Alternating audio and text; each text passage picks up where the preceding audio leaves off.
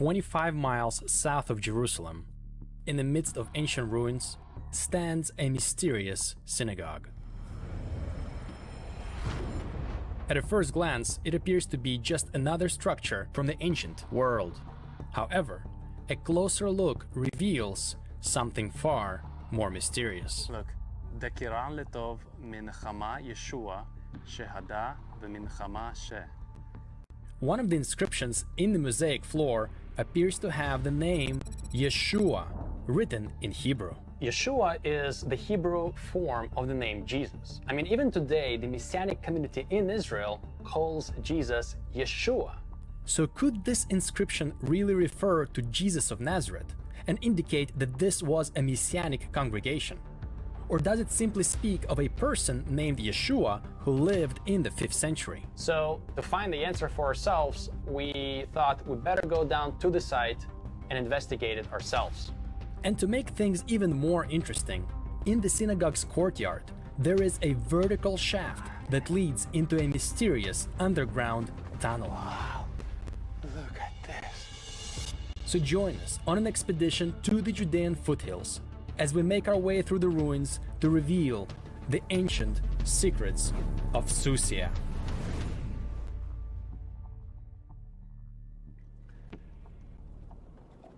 Wow, this is it.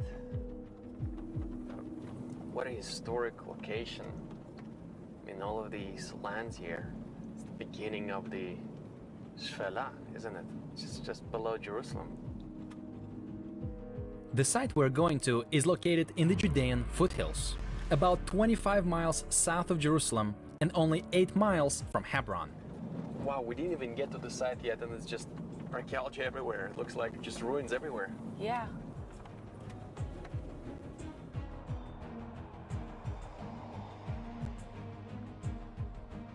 The administration of the site was kind enough to open the park just for us in the early hours of the morning so that we could have it all to ourselves for the investigation. Wow, there it is. And I can't believe the park manager came early, especially just to open this for us so we could film all this. So wonderful. Let's just park over here and get going. Excited? Very much so. Let's go. Let's go.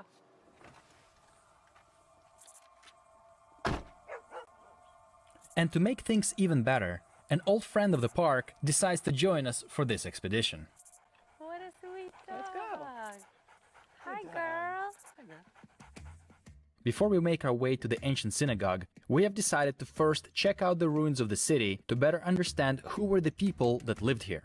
So the city wall goes like up there. Yeah. And so I assume we're walking into the city, I guess. Yeah. Farther away from the wall and more into the city. Yeah. Wow, it's huge actually. And it's so well preserved. It's like, you don't get to walk in an ancient city like this too often, do you? Like a little ruin here, ruin there, but it's so well preserved. The ruins of this place date as far back as the 4th century. And looking from above, the size of them is absolutely remarkable. To this day, you can see the ruins spread out over 80,000 square meters. That's 20 acres. Look at the size of this place. And yet it is so mysterious because they said even though it was like on top of a hill, but there is no documentation about who lived here, what they did, even though they had such an extravagant synagogue and must have been huge. And yet it's not mentioned in any record. No. This is the interesting part. This place is not mentioned in any of the ancient texts. And historians have tried to find it. They've tried to find it in the ancient texts, and they can't. If you check any of the 1st to the 4th century historians like Josephus, Eusebius, Jerome, none of them mention this place by its name, Susyia. Why? Why a city so large and prosperous not be mentioned in any historic text? Could it be because at that time it had a different name? Or could it be that this city was entirely banished by the neighboring societies? So we went through a lot of archaeological data and research papers, but there's just not enough information to make dogmatic conclusions. And if you think about it, just because this place is not mentioned by its name, it doesn't prove that it had a different name, and also doesn't prove that it was banished from society. In other words, while lack of evidence could be intriguing and raise some important questions, it should never be treated as evidence on its own. We just need to keep on looking and investigating. Ooh, a cave. Babe, dwelling cave. I bless our new leader, Catherine the Great. You're calling yourself the Great? Of course. Seems arrogant.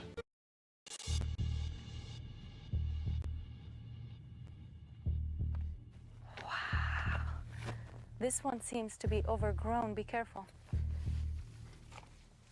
Babe, it's all black on top. What does that mean? It was burnt? Babe, it goes deeper. And there is deeper. No way, I In want to see there? that, yeah. Oh man. Let's go.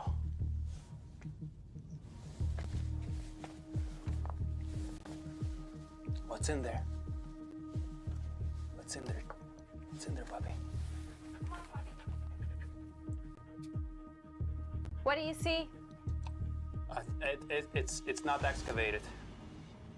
It's like filled. Yeah, but it goes deeper, yeah.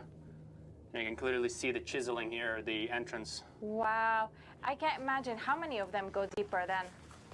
This ancient village has actually more than 70 of these underground spaces and caves. Whoa.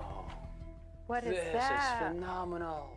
And it makes perfect sense because during the summer it gets so hot here that these underground chambers become the perfect hiding place from the heat of the day. We're walking in the streets and residential area that is 1600 years old. Isn't that something? And it's really well preserved. Like you can see this is a doorway. Some places you go to, you can't really make up anything Yeah. of it. But here, Yeah. you can, Yeah. more or less know what you're walking into. Look at that ark. Look at the ark. We've been to many other caves in Israel, but none of them were as many, so well built, sectioned, and preserved. Okay, Let's go. let's go. Whoa, this one is huge. These caves are nothing short of spectacular. Rod and I have never seen anything like it before. They're so well built inside. You've got multiple rooms, chambers, and purposes for each cave, from workshops to dwelling houses. It's really spectacular. This is so cool because usually I see caves that are just chiseled out, but it still looks raw and cave-like. But this doesn't look like cave-like. Even though it's a cave, look at all the walls.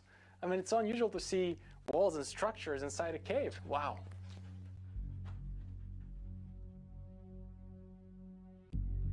So who were the people that lived here?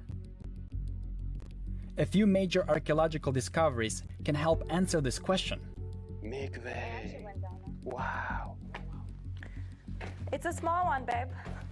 So it's probably a personal one because you don't have the two sets of stairs.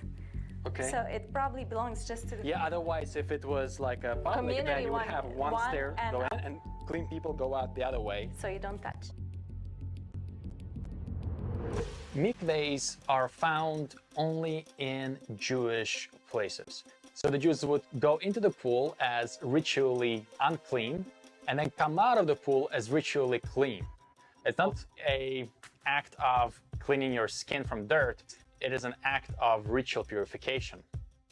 There's a great paper by Dr. Jonathan Adler who shows and explains how these chambers, how these pools cannot be used for anything else but purification purposes. They're kind of useless for anything else. That's pretty cool. Careful your head. The presence of mikvahs, these purification baths, is a strong indication that the people who lived in this city were Jews. But there is more evidence that point to this fact, the biggest one of them being the synagogue and the Hebrew inscription that was found there. After having examined the dwelling places of the people that once lived here, we are making our way to the synagogue, where the mysterious inscription can be found. Whoa. Oh, look at those arches. Babe, doesn't this remind you of the Temple Mount arches? That's the first thing I Yes. thought of when I saw that. Wow, look at those stairs. This thing is giant. Is this the largest synagogue we've ever seen? This is It's not a one of the synagogue. big ones. This is like a temple. It's pretty huge. Oh my. Look at this. It's like, look at the size of this. Yeah, when I think of synagogue, I don't think of this. This looks like a temple. Doesn't that remind you of Temple Mount, raised up on a platform, giant boulders like the Herod's construction style, and it's just huge. Whoa. Look at that.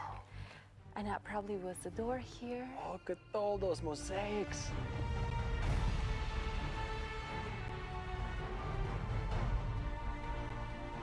Look how small those ones are. And these look like they're bigger. Hebrew. Yes.